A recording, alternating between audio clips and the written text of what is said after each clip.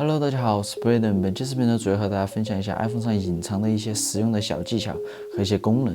相信大家掌握这些技巧和功能以后呢，在使用 iPhone 的时候呢，都会变得更加的高效。现在就让我们一起来看看吧。技巧一：双指多选。我们在使用 iPhone 的时候呢，比如说我们想要批量删除信息，不少小伙伴应该都是这样子操作的。然后先点击这3个点，然后我们再点击选择，然后我们一条一条的去选。然后选完了以后呢，我们再点这个删除，对不对？虽然说这样我们也可以把它删掉，但是这样子就会浪费我们很多的生命。这里给大家讲一个更快速的方法，我们先把它拉到最底部，这里的时候呢，我们往下滑的时候呢，拖住这个滑杆，我们直接往下拉。然后它这样子呢，就可以很迅速的给它拉到最底部去，我们就不用这样子一直往下滑。那滑到最底部的时候呢，我们直接用2个手指头往上选，然后按住的时候呢，然后我们不要松开这2个手指头，然后我们直接点击最顶端的这个地方，它自动呢就会弹到最上面去，帮我们把所有的这个短信给它选上。然后此时这个时候呢，我们再点击删除，它就会把所有的短信全部删掉，对不对？好，现在我给大家往下滑下看一下，这里全部都变成了蓝色的这个勾勾，说明全部都选上了。这样子删除呢就会非常的方便，非常的快捷。同样，这个删除的功能呢，在我们 iOS 系统里面，它内建的一些原生的应用程式呢，都可以去使用它。比如说我们提醒事项里面的，我们把它点开，我们也可以用2个手指头往下滑，对不对？它这结果全部就给它选上了，然后我们再删除就可以。同理，然后 iOS 系统它自带的那个邮箱的那个 APP 也可以这样子去操作。技巧2：快速摆放 App 图标。既然我们可以批量的去选择删除一些东西，我们比如说我们怎么批量去整理桌面的图标呢？比如说我这个文件夹里面有6个图标，我现在想把这6个图标直接提到桌面上来。正常情况下呢，我们应该是不是这样子直接去拖，然后我们再往外面放，然后这样子给它拉出来。然后这样子我们一个一个的去拉呢，效率就太低了。然后这里告诉大家一个非常快速的方法，我们还是先把这个应用给它拉起来，然后我们给它移动。然后这个时候把它抓住，不要松开。然后这一只手呢，我们直接去点，然后它这里呢全部都收纳到一个地方了。然后我们再给它返回桌面，然后一放，全部都到桌面来了。然后我们要把这几个全部移到文件夹，怎么办呢？也一样的道理啊，我们先给它提一个起来，这只手，然后用我们的左手一个一个的去点，然后它都会收纳到这只手里上面。然后我们直接给它放进去就可以了。OK， 然后现在双手全部就过来了。技巧3：突破最低亮度限制。不少的朋友呢，在关灯以后啊，睡觉之前呢，想去玩一会儿手机，这个时候呢，你肯定会把亮度给它调到最低，对不对？如果你旁边有女朋友啊或者男朋友这种情况下，你又不想打扰他睡觉，这个时候尽管你把它关到最低的时候呢，其实你的屏幕还是很亮。这个时候呢，我们就可以打开 iPhone 的一项设置，让它去突破这个最低的亮度的这个限制。好，然后我们先点开这个设定，然后往下拉，找到这个辅助使用。然后再往下拉，找到这个辅助使用快捷键，我们给它点进去。然后这里有个降低白点值，我们给它点开。选上这个功能以后，我们只需连续按3次电源键。OK， 按3下以后呢，它这个屏幕就变暗了，对不对？好，我先给它调回来，现在是正常亮度，对不对？好，然后我给它调到最低的时候 ，iPhone 本来最低的亮度是这个样子，然后我们再按3下，它又可以变暗1截。然后这个时候呢，晚上睡觉的时候呢，实测是不会影响旁边的人休息的。这个功能呢，大家可以打开，然后第2天白天的时候呢，记得把这个功能给它关掉，不然到外面的时候，阳光大了的时候，你看不清 iPhone 上面显示的是什么啊。技巧4：快速返回查看网页。这里 Safari 浏览器里面呢有一个非常好用的一个隐藏的功能，它可以帮助我们快速的去返回之前我们打开过的一些网页。好，现在我给大家演示一下，我们先点开这个 Apple 中国这个官网，然后我们点进一步了解。好，此时呢我们已经打开了2个页面了，对不对？然后我们再往下拉，我们打开第3个页面购买。现在呢，我们要返回到最开始的那个勾勾的那个页面，它怎么去返回呢？我们就要点3下这里，对不对？它才会返回到这个页面。好，现在呢，我们在这个页面最顶级的这个页面上哈，就是我们最上层这个页面下，我们怎么直接返回过去呢？我们直接这里呢按住右下角的这个箭头，然后这里就会出来我们之前打开过的一些网页，然后我们直接点击这个Google 搜索，它就出来了。然后这个时候呢，我们怎么再去切换到我们刚才购买 iPhone 的那个页面呢？我们就按住右边的这个箭头，然后它这里就会出来我们之前打开过的一些2级菜单。好，我们这里就可以点击这个购买 iPhone。好，我们在这个页面呢就可以直接去购买这个 iPhone 了，对不对？技巧5：使用阅读器屏蔽广告。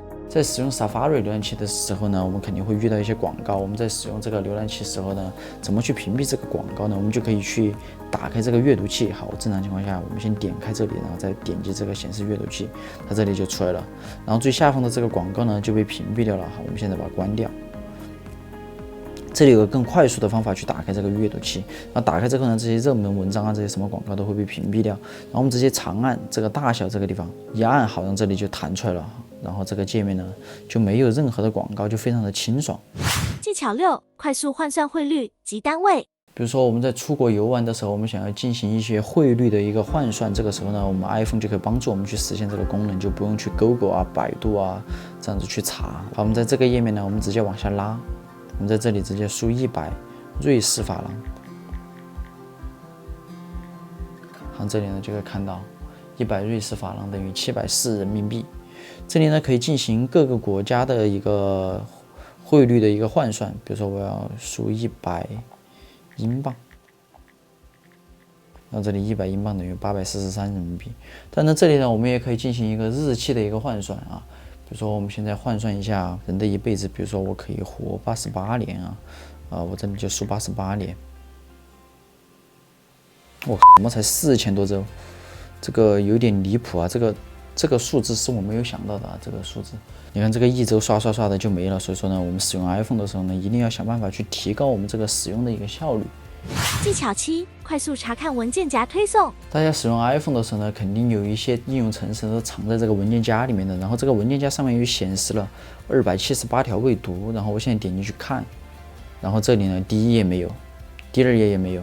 然后我直到滑到第3页我才发现我的短信居然有278条没有读的，然后我现在去删除它，然后这里呢就多按了3下。其实呢有个更便捷的方法可以去找到它，然后我们直接就长按住这个文件夹，然后这里直接就出来了你未读的一些讯息，然后比如说我们直接点开它。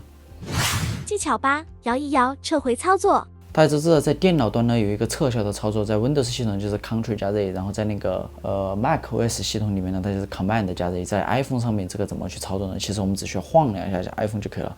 比如说我现在把这一段字给它删掉，好，然后我想恢复这段文字，这个时候呢你就不要着急了，它还是有办法可以恢复的。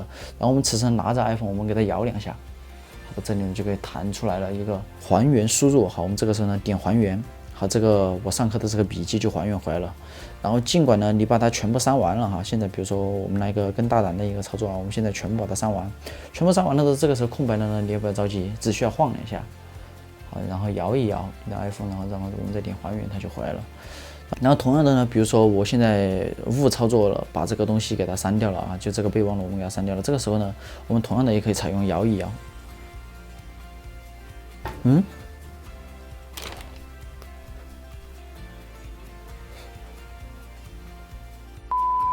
我靠，这个时候呢，大家就不要摇一摇了，这个摇不出来了，这个删了可能就有点麻烦了，这个不行，这个不行。好，我们现在测试一下这个摇一摇，在这个邮箱里面，就苹果自带的这个是不是有用的？好，我们现在先删除一个邮箱。哦，邮箱是可以的，它在垃圾桶里面的，我们还是可以还原的。在邮箱里面这个功能是可以用的，然后在那个备忘录里面呢，你删了呢，好像就不好找回了。然后大家这个摇一摇的功能呢，慎用啊。技巧9：让游标动起来。好，我们在这个备忘录这个页面下呢，比如说我们想要移动我们这个光标呢，我们怎么去滑动呢？我们可以用手去点，对不对？它可以根据你的这个词去分割，比如说这个然后之后，然后就是过渡，然后就是中提醒，我再点它，它会到中提醒的这个后面去。但是你想要在这个中和这个提之间呢，我要点这个呢，你会发现你始终是点不进去的。这个时候我们想要移到这个中提醒这个中间怎么办呢？比如说就这个中和提这个之间，此时呢我们要切换回我们这个它原生的一个输入法，然后我们就直接长按住这个空格，然后你就会发现在这个空格这个页面呢，我们就可以去自由移动这个光标了。